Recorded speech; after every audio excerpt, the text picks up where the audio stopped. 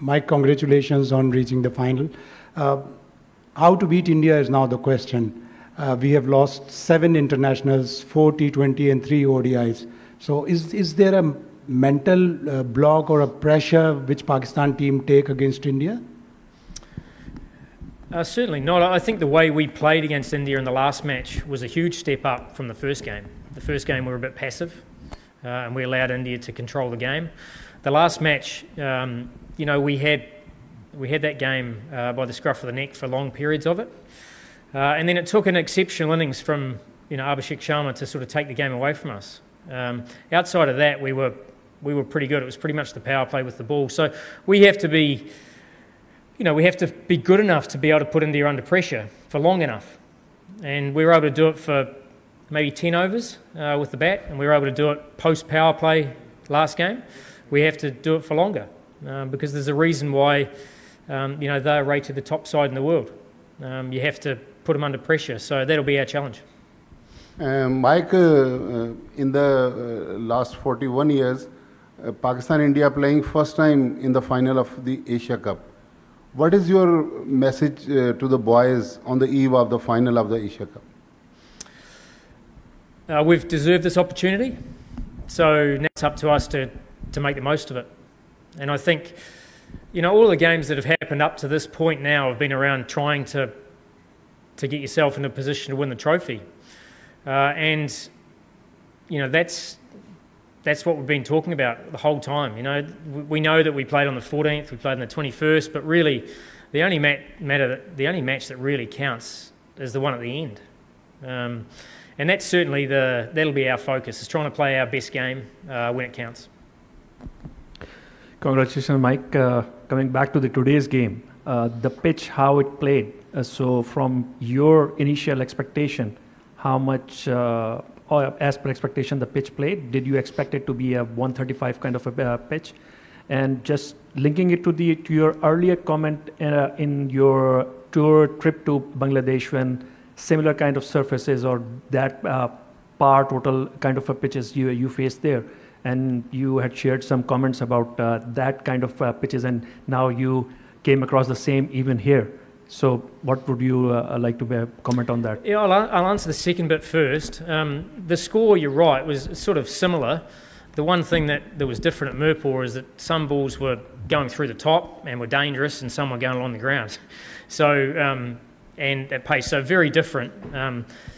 This was a challenge, you know, in terms of, you know, we did feel that the pitch would not get quicker. Obviously, with the wind around, we didn't think that it would dew up. And the pitch got slower, and spin obviously became more involved sort of through the middle overs, you know, once you could spread the field. And it becomes a little bit of a dogfight, you know, when you're in those sort of games. It's not, you're not going to score a fluent 50, you know, or hit every ball in the middle. You're going to have to fight hard. And same with the ball, you know, you're going to just have to build pressure. And, you know, that was probably the most pleasing thing, the way Shaheen started with the ball today. You know, he bowled a beautiful length and made it difficult, and obviously got some rewards for that.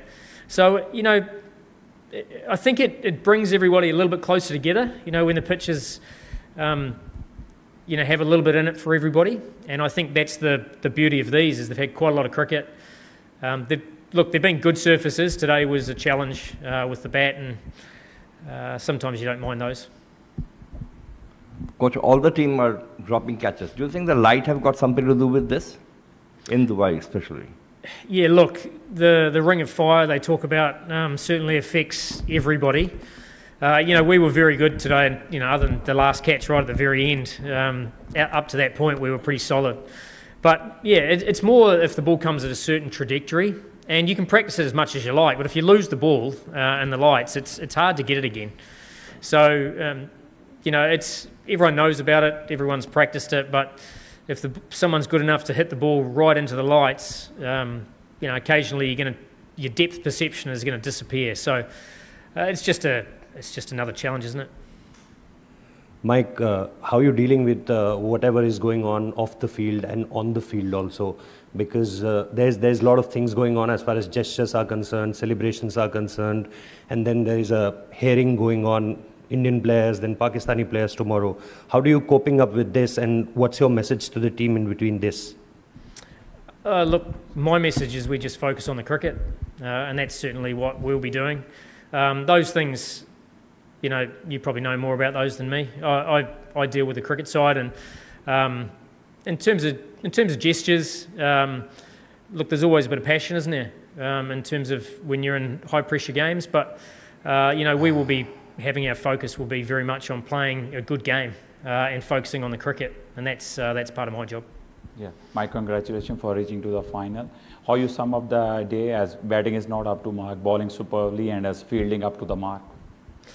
Yeah, probably not quite like that. I mean, as I said, you know, if you play on a really flat pitch and we scored 200 and the bowlers go around the park, you'll switch that on its head. Often it's condition based, isn't it? We scrapped hard. We were no good in the first 8 overs. We didn't adapt to conditions as well as we wanted, but I thought the way we fought back with the bat, Aga initially, Shaheen's little cameo got us sort of back in the game, and then Nawaz, Fahim, Muhammad Harris got us to what we were pretty happy with that score at half-time. So, I would have thought that was a par score on that surface with the amount of turn that it had on offer. And then with the ball, I thought we were very good.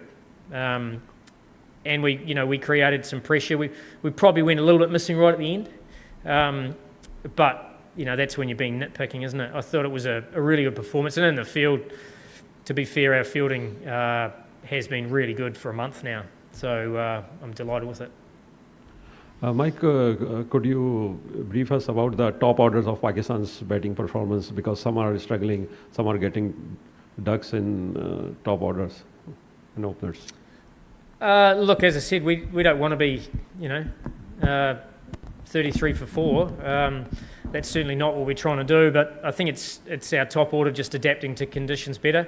The last game, we broke the back of the innings we got 46 opening partnership in the last game, which set us on the way. So today, some of our decision making at the top wasn't as good as it needed to be, but as I said, I guess that's the beauty of not giving up and fighting hard for your team.